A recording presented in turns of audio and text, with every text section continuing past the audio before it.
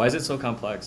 Basically, what happened is that zoning is legislation, right? It's basically the ordinances that are passed by the local jurisdiction. So either that's the city or the county or the state. But the way legislation works in the US is that it's really hard to take it away and start fresh. So what happens is everybody just adds to it. Right, so you start out with an initial zoning plan or a comprehensive plan, and then you find out that it doesn't work at the margins or it doesn't work quite how you wanted it to in these certain situations. So you just slap on more regulations and ordinances, and so you just have this kind of building, kind of cascade of regulations. I actually have this diagram that's on my wall. When we did LA for Urban Forum, we looked at all the zoning ordinances, all the zoning code, all the different specific plans, the community plan overlays, all of it. And that was close to 15,000 pages of zoning code. Oh, wow. And when you stack it up, it's about 11 feet high. So if you stacked up just, 8.5 by 11 sheets of paper of the zoning code, just up, it's 11.5 feet high. That's how much zoning code, right? So that's the complexity of zoning. And this is the other thing is like zoning as an idea is only about 100 years old. So when we first implemented it in the US, like every jurisdiction was just kind of on their own to do it the way they wanted to, the way they thought it was legal. And so we did that in all the different places around the country independently, right? Without any kind of like clear like framework or guidelines for how to develop zoning codes and best practices. Everybody was just doing it on their own, and that's why we now have zoning codes that are completely different in Portland than it is in Beaverton, in San Francisco than it is in San Rafael, in New York than Boston, not to mention like the differences between coasts and stuff. So that's kind of the complexity now, is like the fragmentation, but also just the sheer scale and size of zoning. Zoning has some good intentions too, right? Zoning is mostly good intention. We do need it, and I believe very much in the importance of planning to kind of help our communities grow. I think we've all been to like unplanned communities, and none of us are like, hey, Houston, like that's, everybody loves navigating around Houston.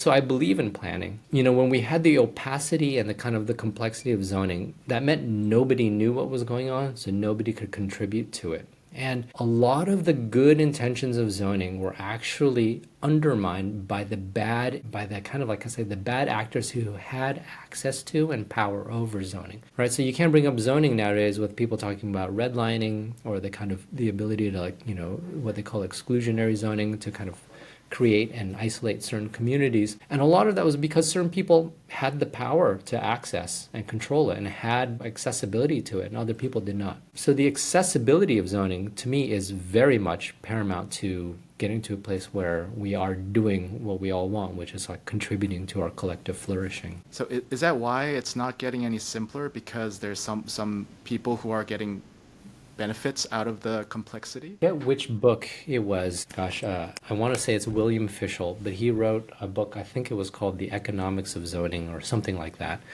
One of the first books I looked up once I started to get into zoning. And it was very much like, okay, well, if zoning is legislation and has to be passed by government, and who contributes most or who has the most power ends up kind of contributing to zoning in order to preserve their power. You get this kind of feedback loop a little bit where the people who have power want to manipulate zoning, and you can kind of see this in some of the legal disputes that are going on, like in, say, Malibu, right, where they want a very specific zoning. So even though the state says like, hey, you can't have single family zoning anymore and you have to allow ADUs, Malibu does all these like tricky things where it's like, well, you can't build anything unless you have at least 3 garages, So they find some way to subvert it so that, no development is actually necessary because they want to preserve what's already there, right? The people who are there, and I'm not correct on the specifics of this, but there is and this is kind of what's happening in California, is that you have the states now, these jurisdictions fighting each other because, control at different locations are trying to exert that in order to preserve the interests that might be kind of already there. So yeah, that happens. Like with zoning, it ends up kind of like in this feedback loop, or it can, just because of the way government is set up and because of the power of property, right, and ownership in the U.S. Yeah, so I guess that's the motivation for Urban Forum, to make zoning more transparent. That used to be our motto. It was like, accessibility transparency. Now we do something much simpler. We're just zoning decoded. I see it in the background. Yeah, it's about clarity and confidence. Now that's kind of what we say, is just have the ability to see clearly and to have confidence that, the information is what governs. So how does Urban Forum help us do that? How does urban form help us decode zoning? All you have to do is think of the alternative. And this is the alternative is what I did as an architect, which is like at that time, like there were these binders, right? There were like these 6-inch D-ring binders and there were multiples of them.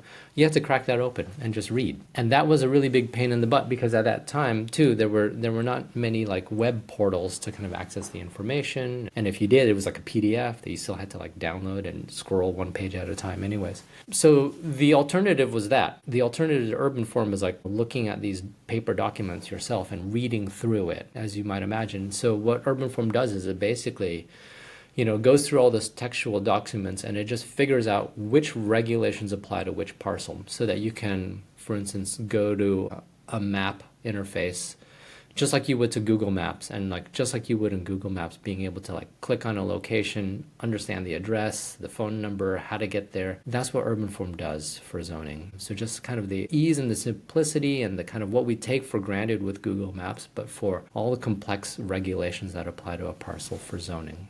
Most Podern. Most Podern. Most Podern. Most Podern. 모스트 포던 팟캐스트